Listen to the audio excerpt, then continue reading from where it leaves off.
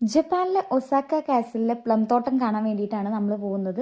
ഇപ്പം പ്ലം ബ്ലോസത്തിന്റെ സീസണാണ്. സാക്കുറയ്ക്ക് മുന്നേ ആയിട്ടാണ് ഈ പ്ലം ബ്ലോസം ഉള്ളത്. അപ്പോൾ അത് കാണാൻ വേണ്ടിയിട്ടുള്ള പൂവാണ്. അവിടെ കുറേ ഷോപ്പുകളൊക്കെ ഉണ്ട്. നമുക്ക് ഫുഡ് കഴിക്കാനും കുട്ടികളുടെ പ്ലേ ഏരിയ ഒക്കെയാണ് ഈ കാണുന്നത്. ഇവിടുന്ന് കുറച്ചങ്ങ് നടക്കാനുണ്ട് നമുക്ക് കാസിലെത്താൻ വേണ്ടിയിട്ട്. ഇതേ കാണുന്ന സ്റ്റാർബക്സ് കണ്ടല്ലോ, ഈ വഴിയാണ് നമ്മൾ നേരെ പോകുന്നത്. ഇതിന്റെ തൊട്ടടുത്തായിട്ട് ഈ വാഷ്റൂം ഉണ്ട്. ഇവിടെ ഡയപ്പർ ചേഞ്ചിങ് ഒക്കെ ഉണ്ട്. കുറച്ച് മരങ്ങളൊക്കെ വെറും ചില്ല മാത്രമായിട്ട് നിൽക്കുന്ന കണ്ടില്ലേ, ഇത് സാക്കുറ മരങ്ങളാണ് കേട്ടോ. കുറച്ച് കഴിയുമ്പോൾ, ഒരു മാസം കൂടെ കഴിയുമ്പോൾ സാക്കുറയായിട്ട് ഇതൊക്കെ പൂത്ത് നിൽക്കും. നമ്മുടെ ചെറി ബ്ലോസം. ഇപ്പം നമ്മൾ കാണാൻ പോകുന്നത് പ്ലം ബ്ലോസം ആണ്. പണ്ട് കാലങ്ങളിൽ യുദ്ധമൊക്കെ ഉണ്ടാകുമ്പോൾ ഈ കോട്ടയെ സംരക്ഷിക്കാൻ വേണ്ടിയിട്ട് കോട്ടേൻ്റെ ചുറ്റുമായിട്ട് ഇങ്ങനെ ഒരു തടാകം ഉണ്ടാക്കും. ഇംഗ്ലീഷിൽ അതിന് മോട്ട് എന്നാണ് പറയുന്നത്. നമ്മളിപ്പോൾ കാണുന്നത് അങ്ങനത്തെ ഒരു തടാകമാണ്. ഇങ്ങനെ മോട്ട് ഉണ്ടാക്കി കഴിഞ്ഞാൽ പെട്ടെന്ന് നമുക്ക് ഇങ്ങനെ ഈ കാസിലിനെ ഒന്നും അറ്റാക്ക് ചെയ്യാനൊന്നും പറ്റില്ല. ഇപ്പം നമ്മൾ കണ്ടുകൊണ്ടിരിക്കുന്ന ഈ ഒരു മോട്ട് കണ്ടില്ലേ, ഒസാക്ക കാസിലിന് 2 മോട്ടാണുള്ളത്. ഇതാദ്യം, ഇത് കഴിഞ്ഞിട്ട് കുറച്ച് നമ്മുടെ പ്ലം തോട്ടൊക്കെ ഉണ്ട്. അത് കഴിഞ്ഞിട്ട് പിന്നെ ഒരു മോട്ട് ഉണ്ട്. അതും കഴിഞ്ഞിട്ടാണ് കാസിലിരിക്കുന്നത്. അപ്പം ഈ ആക്രമിക്കുന്ന ആൾക്കാർക്ക് പെട്ടെന്ന് എന്ത് ചെയ്യാൻ പറ്റില്ല, ഈ കാസിലിനകത്തോട്ട് ഇടിച്ചു കയറാനൊന്നും പറ്റില്ല. ഇപ്പം അവരുടെ കയ്യിൽ ആയുധങ്ങളൊക്കെ ഉണ്ടാവുമല്ലോ അറ്റാക്ക് ചെയ്യുന്ന സമയത്ത്. ഈ ആയുധമൊക്കെ കൊണ്ട് നമുക്ക് ഈ വെള്ളത്തിൽ കൂടെ നീന്തിയൊന്നും പോകാൻ പറ്റുമൊന്നുമില്ലല്ലോ. പണ്ടുള്ള ഏറ്റവും നല്ലൊരു ഡിഫൻസ് മെക്കാനിസം ആണ് ഈ മോട്ട് ക്രിയേറ്റ് ചെയ്യാന്ന് പറയുന്നത്. നമുക്ക് ഇവിടെ നിന്ന് നോക്കുമ്പോഴൊക്കെ ഈ കാസിൽ കാണാൻ പറ്റുന്നുണ്ട് കേട്ടോ. ഈ ഇപ്പം നിൽക്കുന്ന ഈ കൊമ്പ് മാത്രമായിട്ട് നിൽക്കുന്ന മരങ്ങളൊക്കെ 1 മാസത്തിന്റെ ഉള്ളിൽ പൂത്ത് നല്ല സാക്കുറ പൂക്കളായിട്ടുണ്ടാവും. 2024 ഫെബ്രുവരി ലാസ്റ്റ് വീക്കിലാണ് നമ്മളിപ്പോൾ ഈ ഒസാക്ക കാസിലെ പ്ലം ഗ്രൂ കാണാൻ വേണ്ടിയിട്ട് പോകുന്നത്. ഒസാക്ക കാസിലിന്റെ പുറത്തുള്ള മോട്ടൊക്കെ കഴിഞ്ഞ്, കവാടം കഴിഞ്ഞ് ഞങ്ങൾ ഇതേ കാസിലിന്റെ തൊട്ടടുത്തെത്താൻ പോകുന്നുണ്ട്. അതിന് മുന്നേ ആയിട്ട് ഇത് കാസിലിന്റെ തൊട്ടടുത്തായിട്ടുള്ള മോട്ടാണ് ഇപ്പൊ അവിടെ ഉള്ളത്. ആൾക്കാർ അവിടെ നിന്ന് നോക്കുന്നൊക്കെ ഉണ്ടല്ലോ. ഈ പ്ലം തോട്ടത്തിനകത്ത് 1245 പ്ലം ട്രീസ് ഉണ്ട്. 105 വെറൈറ്റീസ് ആണുള്ളത്. ഈ 105 വെറൈറ്റീസ് ഏതൊക്കെയാന്നുള്ളത്, അതിന്റെ ചിത്രം അടക്കം പേര് ഇംഗ്ലീഷിലും ജാപ്പനീസിലും ഇപ്പൊ എത്രത്തോളം പൂത്തിട്ടുണ്ട് എന്നുള്ള സ്റ്റാറ്റസ് ഒക്കെയാണ് ഈ ബോർഡിനകത്ത് കൊടുത്തിട്ടുള്ളത്.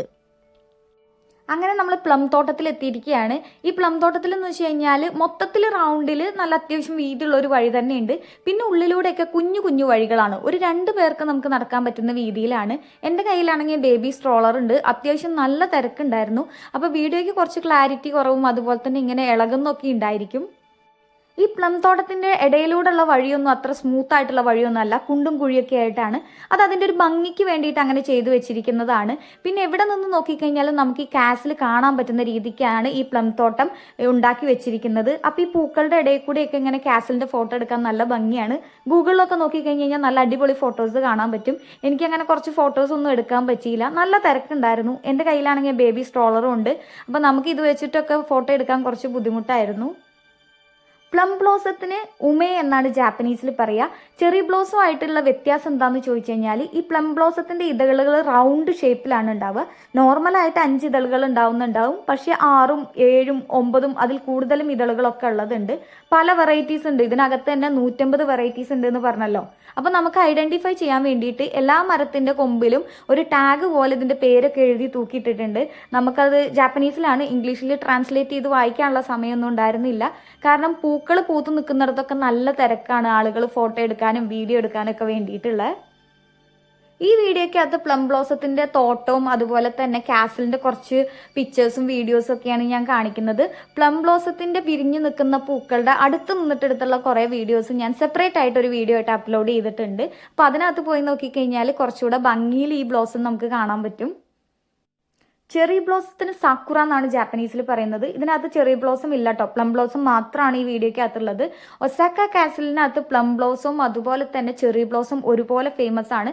രണ്ടും കാണാനുള്ള സ്പോട്ടുകളുണ്ട്. അപ്പോൾ ഇപ്പോൾ ഇത് ഫെബ്രുവരിയാണ്. മാർച്ച് ഏപ്രിൽ ആകുമ്പോഴേക്കും നമുക്ക് സാക്കുറ കാണാൻ വേണ്ടിയിട്ടും ഇവിടെ തന്നെ വരാമെന്നാണ് വിചാരിക്കുന്നത്. ഇത്രയും പൂക്കൾ പൂത്തു നിൽക്കുന്നുണ്ടെങ്കിലും ഒരാൾ പോലും അതിനകത്തുനിന്ന് ഒരു പൂ പറിക്കുക, അതിനകത്ത് ടച്ച് ചെയ്യുക പോലും ചെയ്യില്ല കേട്ടോ. കണ്ടു നിൽക്കുമ്പോൾ നമുക്ക് അത്ഭുതം തോന്നും. ഇപ്പം നമ്മളെ നാട്ടിലൊക്കെ ആണെങ്കിൽ എത്ര പൂക്കൾ പറിച്ച് നമ്മുടെ വീട്ടിൽ കൊണ്ടുവന്ന് വെച്ചിട്ടുണ്ടായിരിക്കും.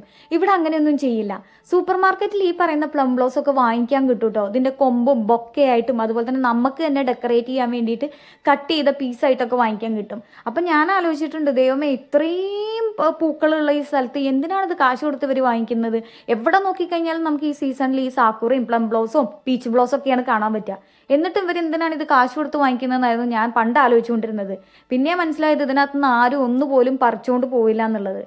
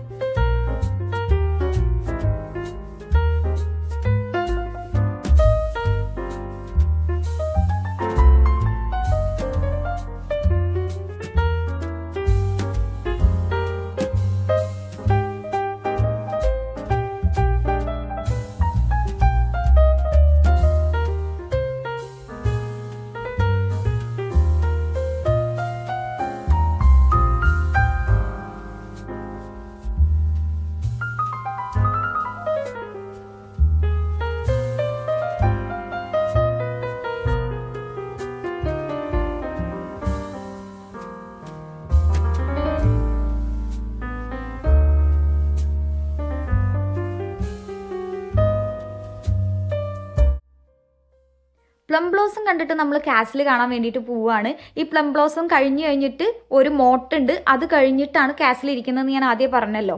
അപ്പം നമ്മൾ ഇതേ കണ്ടോ, ആ കാസിലിൻ്റെ തൊട്ട് താഴെ വെള്ളം കെട്ടി നിർത്തിയിരിക്കുന്ന മോട്ട്, അത് കഴിഞ്ഞിട്ട് ഈ പ്ലം ബ്ലോസം ആണ്. ഇതും കഴിഞ്ഞിട്ടായിരുന്നു നമ്മൾ നടന്നു വരുമ്പോൾ ഫസ്റ്റ് കണ്ടിട്ടുണ്ടായിരുന്ന മോട്ടുണ്ടായിരുന്നത്.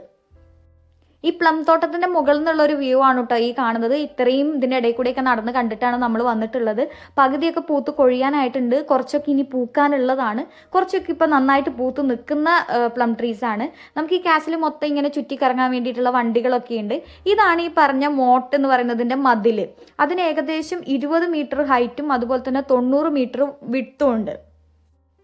ഡ്രൈ മോട്ടും അതുപോലെ തന്നെ വാട്ടർ ഫിൽഡ് മോട്ടും ഉണ്ട്. അപ്പം ഈ കാസിലിന്റെ തൊട്ട് ഫ്രണ്ടിലുള്ള ഇത് കണ്ടോ, ഡ്രൈ ആണ് ഈ ഏരിയ, ഇതിനകത്ത് വെള്ളം നിറച്ചിട്ടില്ല. ഈ ഫ്രണ്ടിലുള്ള 2 സൈഡിലും എന്ത് ചെയ്തിട്ടില്ല, വെള്ളം നിറച്ചിട്ടില്ല. പക്ഷെ പുറകിലുള്ള സൈഡിലൊക്കെ വെള്ളം നിറച്ചിട്ടുണ്ട്.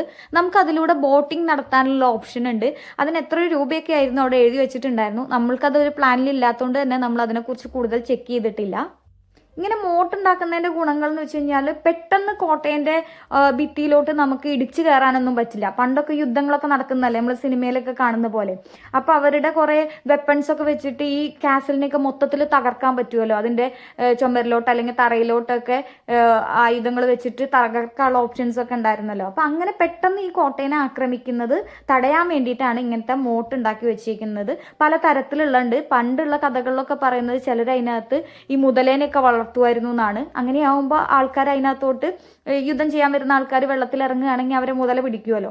അതൊക്കെ കഥകളാണ്, അതിനകത്ത് സത്യം ഉണ്ടോയെന്നൊന്നും അറിയില്ല. എന്തായാലും ഒസാക്ക കാസിലിന് 2 മോട്ടുണ്ട്, ഇന്നറും ഔട്ടറുമായിട്ട്. കാസിലിന്റെ സൈഡിലായിട്ട് കാണുന്ന ഈ പഴയ പോലത്തെ ഒരു ബിൽഡിംഗ് കണ്ടപ്പോൾ ഞാൻ വിചാരിച്ചു ഇത് എന്തോ പഴയ മ്യൂസിയം പോലെ എന്തെങ്കിലും ആയിരിക്കും എന്നാണ്. അതിനകത്ത് എല്ലാ ഫെസിലിറ്റിയും ഉണ്ട്. വാഷ്റൂം ഉണ്ട്, ഡയപ്പർ ചേഞ്ചിങ് ഉണ്ട്, അതുപോലെ തന്നെ ഫുഡ്, ഐസ്ക്രീം, ഷോപ്പിംഗ്, എല്ലാ ഫെസിലിറ്റി ഉണ്ട്. അതുപോലെ തന്നെ ഓപ്പൺ ടെറസിൽ ഒരു കഫേയും ആയിട്ട് സെറ്റ് ചെയ്തിട്ടുണ്ട്.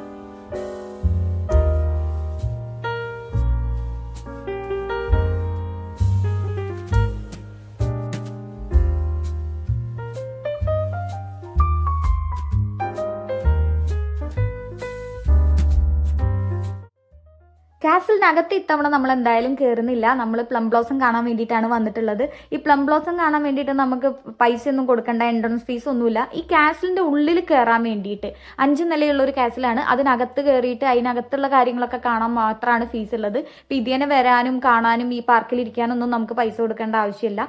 എല്ലായിടത്തും ഉള്ള പോലെ തന്നെ ഇവിടെയും കുറച്ച് വെള്ളത്തിൻ്റെ ഒരു സെറ്റപ്പ് ചെയ്തിട്ട് നമുക്ക് ഈ കാസിലിനെ വെള്ളത്തിൽ കാണുന്ന രീതിക്കുള്ള ഒരു സെറ്റപ്പ് ഉണ്ട്. ഇവിടെ നിന്ന് എല്ലാവരും ഫോട്ടോയും വീഡിയോ ഒക്കെ എടുക്കുന്നുണ്ട്. പിന്നെ ഇവിടെ തൊട്ടടുത്തായിട്ടാണ് എയർപോർട്ട് ഉള്ളത്. അതുകൊണ്ട് തന്നെ ഓരോ 5 മിനിറ്റ് കൂടുമ്പോഴും ഫ്ലൈറ്റ് ഇങ്ങനെ പോകുന്നതും നമുക്ക് കാണാൻ പറ്റും. കാസിലിൻ്റെ പുറകിലൂടെയാണ് ഈ ഫ്ലൈറ്റുകളൊക്കെ പോകുന്നത്.